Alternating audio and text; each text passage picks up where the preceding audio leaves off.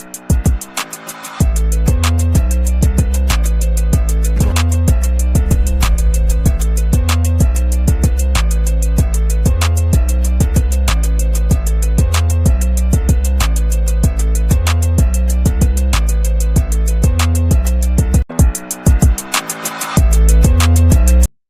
and welcome to another exciting episode of the Andre The Beast Crayton Show. Today is another exciting show, and I'm definitely need to make sure you hear this story because, trust me, we have some great guests who basically have some outstanding stories. Some you might even find unbelievable, but the way that these individuals come in and out of that beast mindset and overcome is truly remarkable. But let me tell you a little bit about the guests that's happening today. Have you ever wondered? No, not even wonder. Think about being in a situation that you're helping your fellow man out. You see injustice being done. You intervene in that injustice. And during that process of you intervening, you're put in a camp without being in front of the justice system or nothing. You just put there and have to find a way to get your life back. Today on the show, we have a gentleman who not only done such a remarkable thing, such as escaping, but took all that pain and stuff and put it into helping others as well as helping himself. All the way from Italy today. Italy. Now, you know that's special when they're coming all the way from Italy to be on the show. I'd like to welcome Dana Silkiss to the show. Dana, welcome to the show, big guy. Thank you very much. Thanks for having me on. I appreciate it. What a story. When we was doing the pre-interview, I told you nobody would believe it. Tell the viewers a little bit about you before we get deep into your story. About myself or about the No, book? just about you first. Who is Dana Silkiss Okay. first before we get into it? Dana Silkiss, originally from New York, Long Island, actually. Okay. And I've had quite a few businesses I had retail stores on Long Island, North Shore and South Shore, a belt factory in the 90s, and I did displays for Polo, Ralph Lauren. And when I was young, I did a lot of music. Actually, I still do, but I was really into it then, recording and doing a lot of touring for on and off for 9 years. And I started off doing rock and roll. Hendrix was my big inspiration, still is. Okay. And then I branched off into more Santana type stuff, and then I got heavy into jazz. Miles Davis in the 60s type stuff, Herbie Hancock, Oh, yeah. Shorter, Weather Report. And then I decided to get away from society for a while, and I moved to upstate Pennsylvania and had a large horse farm, which led to a lot of other things, training horses that had behavior problems. And from there, I morphed into helping people with behavior problems. So it all tied in together. And then living in Pennsylvania, there was a big natural gas boom, and a lot of my neighbors were talking about it and getting involved. And so I started doing research, and I researched from like Oklahoma and Texas, where oil and gas have been going on for a long time, and came to the conclusion that the farmers and landowners in Pennsylvania were getting ripped off by the big oil companies. So I started representing them with my company was LOAG, Landowners Association. And I helped them get like higher royalties. If they had cows on their farm, then they would get compensated for the lost fields that they had to use to put on the gas wells and things like that. So that was actually very rewarding, helping in that sense, because a lot of people became a lot richer and better off because of it. Right. you always seem to have had the ability to be a good Samaritan, pretty much. Um, that's what it appears to be, that you have that good Samaritan about you. You had a moment in your life where you took a visit down south, Florida, Yes. Georgia area. Take me down that, because I thought that was very interesting. Okay. Well, it started off, as I had mentioned to you in the pre-interview. I was in college at University of Colorado in Boulder, and my music calling became really strong. So I decided to take a sabbatical from college and form a touring band. I had various bands back in New York, but this one I wanted to be like really professional and out there. And I set up some auditions. I ended up in Daytona Beach, Florida, and due to a few different circumstances, events that happened, um, I saw this young black kid who actually became a really good friend of mine, getting beat up by the police. So, as I said to you, being young and foolish, I stepped in, and the cops didn't take too kindly to that. Told me to leave town, or they would force me to, one way or the other. They actually put a gun to my neck, Wow. and I was still there. I wanted to get my band together, so I stayed. And then about a week later, a little over a week, there was an event on the beach itself in Daytona Beach where the police had taken these metal bars, attached them to their patrol cars, and mowed down the people like 3 o'clock in the morning that was sleeping in tents and on the, it was very transient at the time.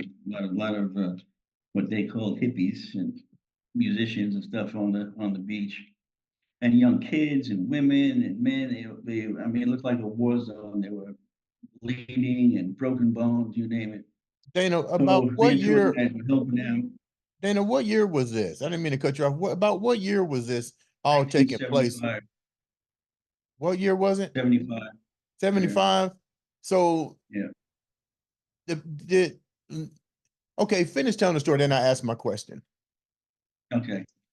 So then this bus pulls up, and a bunch of cops get off, take me and two other guys on the bus, put hoods on our head, and when the bus stopped, probably about 6 hours later, we ended up in a labor camp. And that's what I have a book and a sequel to it, because the second one is called The Aftermath, because what happened afterwards was almost as bad as what happened in the camp, because as it turned out, it was very political. There was a senator involved, there were judges involved, there was a mayor of a town involved from Georgia. So it was very complex. Mhm. And they actually found, when they were doing the investigation, they found two other camps, one in Tennessee and the other one, I think, in Western North Carolina, it was. Let me ask a question, Dana. So the viewers can get a clear understanding what just happened to you. Mhm. You're in Daytona.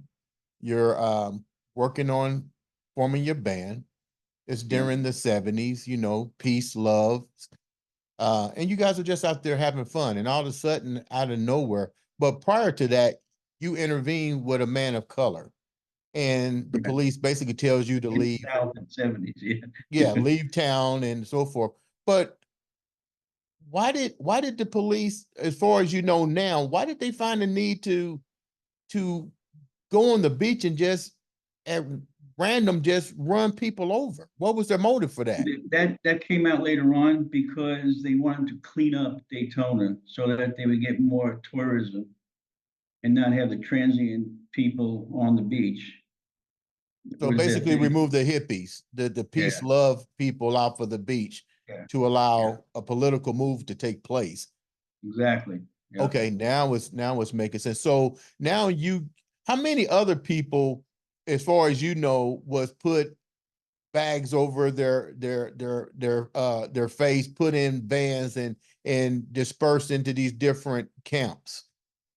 There were about 120 people at the camp I was at, and then there was a sister camp about a mile away that was only women, except for the guards, and they were forced into prostitution. Now that, oh my God, this is crazy. So when you guys take the mask off, what was that first day like? Like you clearly didn't know. I'm pretty sure you guys were asking for some type of legal representation. What was the first day like in this camp for you? When we got off the bus, the warden was standing there, and basically we got the speech of if we're good boys and listen to everything, everything's going to be okay. Otherwise, it's going to be very dangerous for us. Like we didn't want to go through that. And I asked the question, like you just said, what about legalities? What about a judge? What about? And the answer was a gun butt in my belly. You know, this shit And sounds like Shawshank Redemption, right? yeah, yeah. So you get there with these other individuals. How do you guys begin to, how long were you actually there? Did you even have a sense of time? Did they, if they're trying to not to let you communicate with the outside, they sure ain't let you know the time. So how were they controlling you guys outside of fear? Outside of fear, that was all fear. Really? Yeah, I saw him murder two people. One of the guys that got picked up with me went insane, totally insane, because he couldn't believe what was happening. They put people I to meet twice in a what do you call it? A sweat box Yeah. to become good and listen. So there was a lot going on, a lot. How did you keep that? How did you stay alive? What did you do? Now you realize that after a while, nothing's happened. Something is wrong here. When did you start to formulate a plan to get out of this, or even if it's possible to even come up with a plan? And were you the only one thinking about trying to get out of here? Did you collaborate with the other people that came there with you? What was your mindset from No, that moment on? no, I didn't collaborate at all because I didn't trust anybody, Okay, even people that were friendly with me. I didn't trust them enough to reveal what I was thinking. The minute I got there, I started planning, really? looking opportunities. Like if I saw one of the guys lit a cigarette and he dropped a matchbook, I would put it in my pocket, figure I could use that for something later on. Mm. A tube that figured I thought gasoline, just Well, little things like that. Just and as time went by, I started waiting for an opportunity, basically. you mentioned labor camp. What exactly was you guys' role there? We know the women were forced into prostitution. What kind of labor were you guys forced to do? Primarily clearing roads, cutting down trees. They had tractors and excavators, stuff like that to level the roads. We had to build a swimming pool for, I think it was a senator, and stuff like that. Personally, what came out later on was it was free labor, and they would bill the state for all this work that was being done. But if you don't have to pay somebody, it's a lot of money coming in constantly.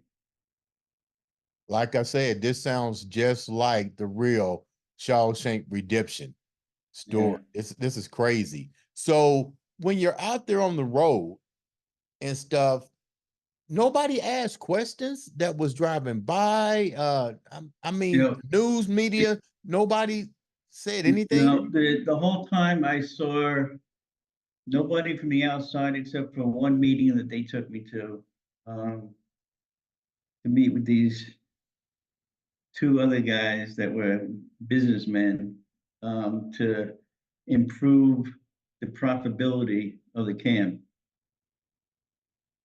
which is another completely different story, but together with it. They even like going to the meeting, I didn't see one um, street sign, no town signs, nothing. What they would do is blockade the road that we were working on.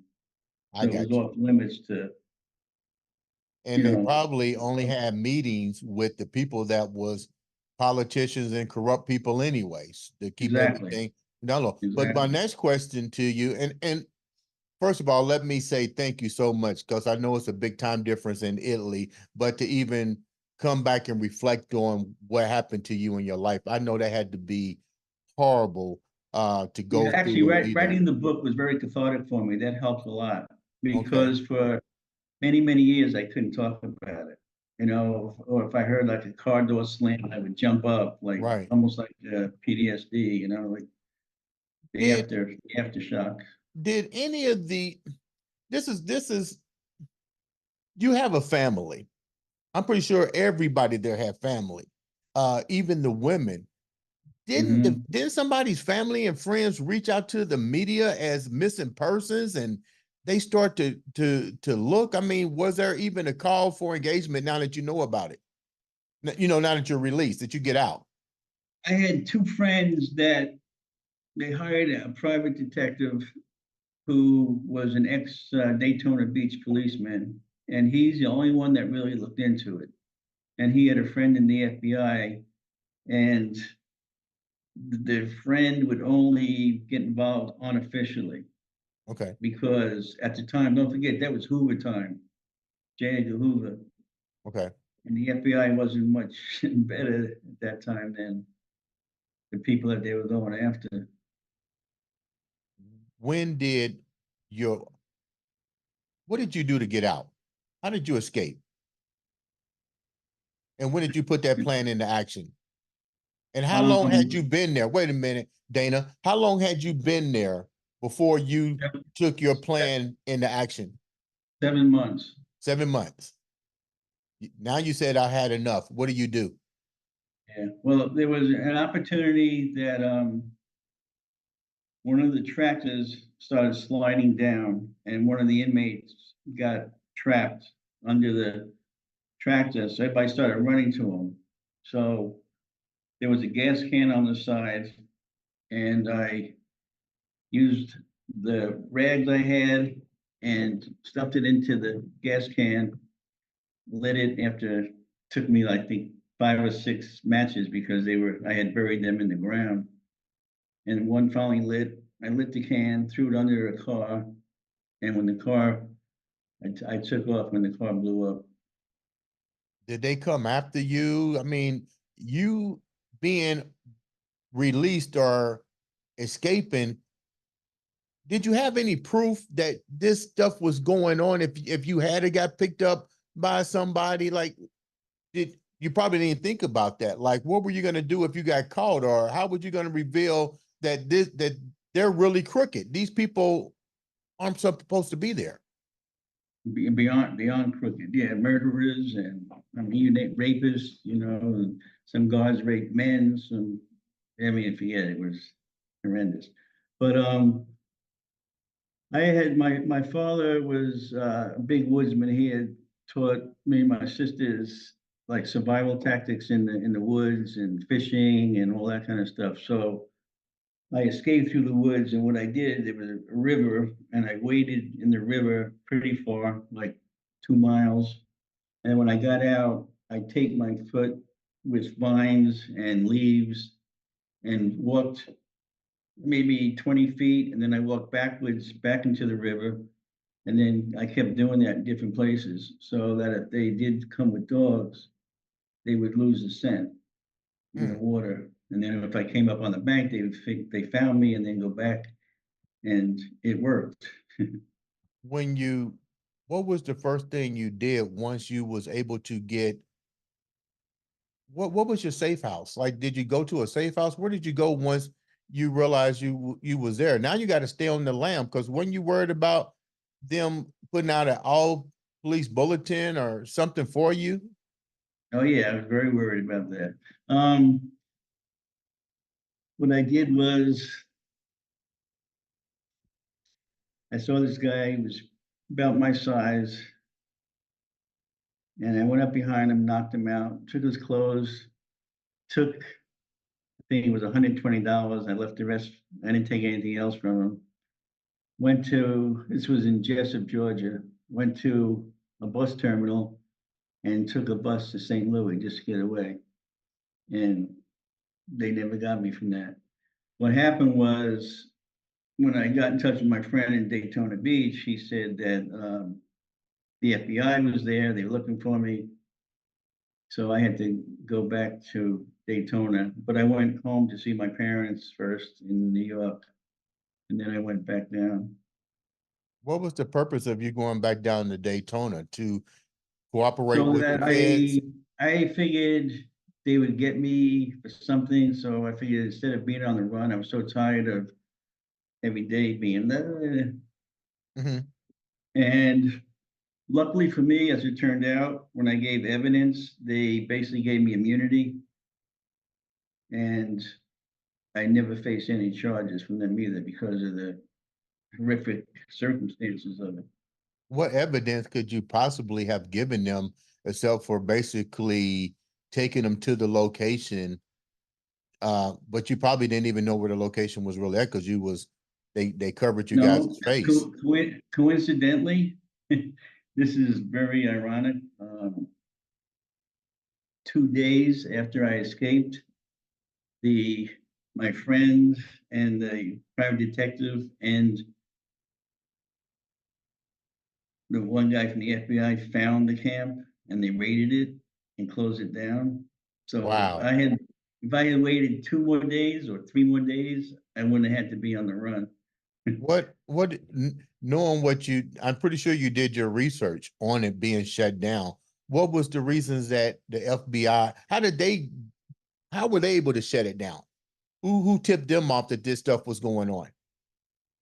The private detective, because he had, from what I understood later on, and this is in my book, he had found the bus by getting some of the Daytona police guys drunk, and one of them had been a driver up to a certain point, and he saw. He said that what when he realized first that it wasn't in Florida was there was red clay under the bus, Oh, which is not in Florida. There and is it's sandy it's soil in and Georgia. everything, and that's how he started piecing it together.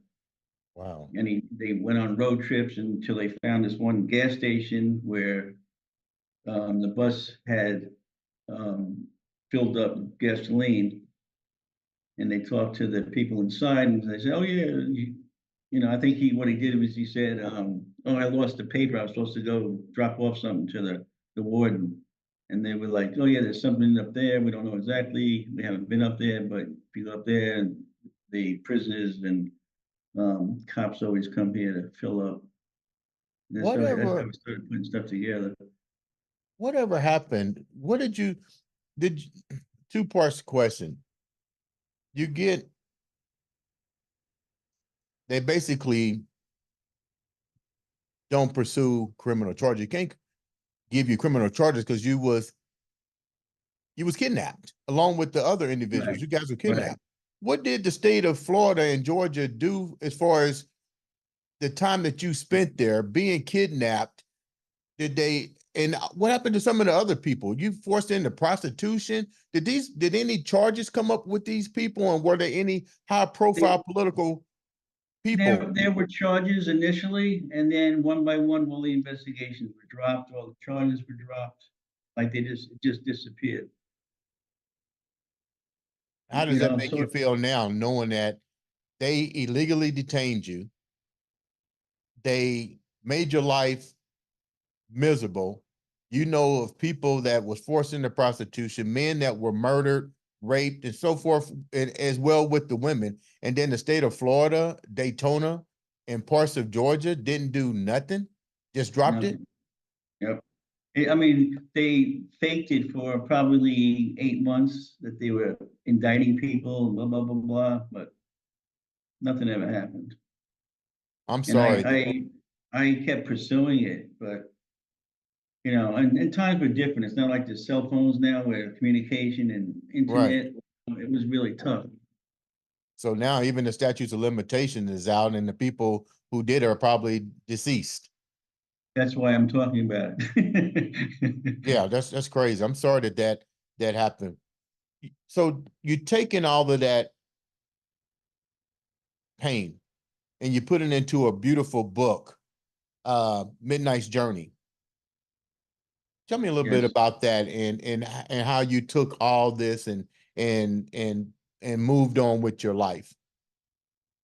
Well, what I did through the years before I published anything was to write down memories of what happened and the people, and basically wanted to dedicate it to the people who didn't survive Mhm. that I knew. You know, that was very painful to me that they weren't able to, because a lot of them were really good people. They were just the wrong place, the wrong time, like I had been, and taken there. So from there, I remember making the choice of, do I keep this rage inside of me and the hurt and the pain and remorse of my life that had been lost? And I decided, instead of being letting it eat me up inside, to incorporate that and strengthen myself, my resolve. And I had, when I was younger, before this all happened, I was heavy into martial arts, mostly Shotokan and Aikido. Mhm. And that's one reason that helped me survive in the camp. But more than the physical, the mental toughness that you have to do to be good at it. And Mhm. that helped me to really focus, especially after the camp, to be able to incorporate myself into a better person instead Mhm. of, you know, crying about what happened to me. And nature and horses, I would say, saved my sanity, because When horses, I call them emotional truth. You can't lie to a horse. You can be okay. smiling with somebody and tell them one thing, you walk in next to a horse and if your vibe is not right, they'll run away from you or back away from you. Okay. So I started learning about that. What I did is it was funny how I really got into it. I'd always wanted horses, and I used to ride whenever I could, but never owned a horse because I didn't have enough property then. And I saw this ad in the paper when I was in Pennsylvania before I had my farm, and it was a pregnant lady who wanted someone to exercise her horses because she was too far along to be able to ride. So I did. She had two Tennessee Walkers, and I started riding them, and like they listened to nothing. They did whatever they wanted to. Right. So I'm like, this is crazy. So I said, I have to figure out a way to train horses. So what I did is I went out west back to Colorado and parts of South Dakota, and I studied wild horse herds, Mustangs, how they communicated with each other. And then when I went back east, I used the same methodology to communicate with the horses, and it's amazing how it works. Like Really? like a lot of people don't know, if you can force a horse to go in a forward direction for at least a quarter of a mile, and you don't hurt them, and then they realize you're not in danger, they'll come back and listen to you because now you're the herd leader. That's Wow. what the stallions do. They force the horses to wherever they want to go, to a watering hole, to where there's better grass. And so I would take them in a round pen and start controlling them that way, just by communicating. Mhm. Get back on the horse, and whatever you do, I can use two fingers on the reins, and they would go where I wanted them to. How do you So use then other people started finding out, other pregnant women. So I had a whole business going on with that. It was really cool. how But did that's how you I started training horses. Yeah. but you not only train the horses, but you do something totally remarkable now. You use those horses to understand personalities and to change personalities of our young youth. How does that work? Right. How did you come up with that? Yeah. It was really in the beginning stages when I would try to talk to other therapists. They said that it was voodoo and all this strange stuff, but actually now it's pretty well accepted. Um, we use the horses to unlock the personalities of children and young adults with cognitive behavior problems. As I told you before, ones that had trouble with the law or at school, they couldn't get along, and then, they put them in juvenile delinquent facilities. So Mhm. to help them there to understand what the problem was, why they had this rage or what was going on. We used the horses. I work with certified therapists, and we would give the children a chore to do, to either like go capture a horse in a corral, give them a lead rope and a halter and say, put it on the horse, bring it to me. And the way the children reacted, and we did a lot of other games also, but the Right. way the children reacted would tell us, would open up a personality path for the therapist to follow. So one kid went up to the horse and the horse kept backing away, and people, the say it was a girl, did the same thing over and over again. That's usually indicative of a abusive relationship, where they go from an abusive father to abusive boyfriend. Like they Mhm. don't change their pattern at all. Someone else might do it and turn around and say, I never did this before. You do it for me. Here, here, here. And that's somebody who's dependent, codependent. Mm. Or, obviously, then you can have somebody who does it and the first thing didn't work. They try something new and then they're successful. There's somebody who's more confident, and it gives you a beginning of where to open up the person. What is the success rate with this type of treatment uh, with the young kids? Have you noticed a tremendous change in them, their personality? I mean, Oh, yeah, over the what's the course success of rate? 3 or 4 months. A lot of them actually stayed and helped out with the horses after that, or like their grades started improving a lot. Hmm. And the therapist told me that the success rate was probably 60% better than sitting in four walls and saying, what kind of childhood did you have? What happened here? Because Hmm. it's that much more obvious, and the person doesn't feel like they're the target of all the questioning. Excuse Now, me. is We this can tell something them. that is this treatment available worldwide, statewide? Like how, if somebody has that wants to be a part of this with their child, can they find it in their area? They have to go to where you guys are at. No, I think now it's pretty widespread. I know I did some stuff in New York, up in Pennsylvania. They called me to Missouri, by St. Louis, right outside of St. Louis. New Mexico has something. I think Arizona does also. California I think, has 3 or 4 facilities up and down the coast. Excuse me. So yeah, it's a lot more widespread now and accepted, Hmm. and different degrees of or levels of therapy. Because like I did at Prescott College, I think it was 2016 or 2017. They Hmm. called me in to do a workshop, and I was like the bridge between the horse people, the horses, and the therapists. There were like 40 of them that came from all over the country, and we Hmm. took them through all the steps of how to do it, and I showed them what to do. So that told me that it was a lot more interest at that time. Hmm. Let me ask a question before we wrap up. Such a beautiful story. Um, Definitely overcoming and coming out a survivor, and then still um, bringing something positive into your life and giving it to other people in the way of children and development. If you had to give a message to the world now with what you've been through, what would that message be? Don't become a victim of circumstance. Incorporate the hurt, the pain, the anger, and channel it in a positive direction.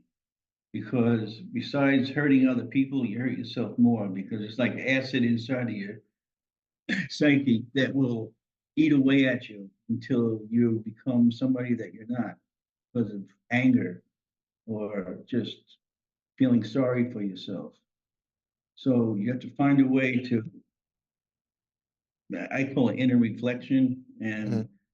I do that by getting rid of dialogue within my head until you, and the hardest thing is that last thought to get rid of that, because that's a thought that gets rid of all the thoughts. Mhm. And from there, it's almost like it's a form of meditation, I guess. But what it does, it opens up your psyche, your subconsciousness. And from there, you can see, well, every aspect of your life, every memory can parade in front of you. Mhm.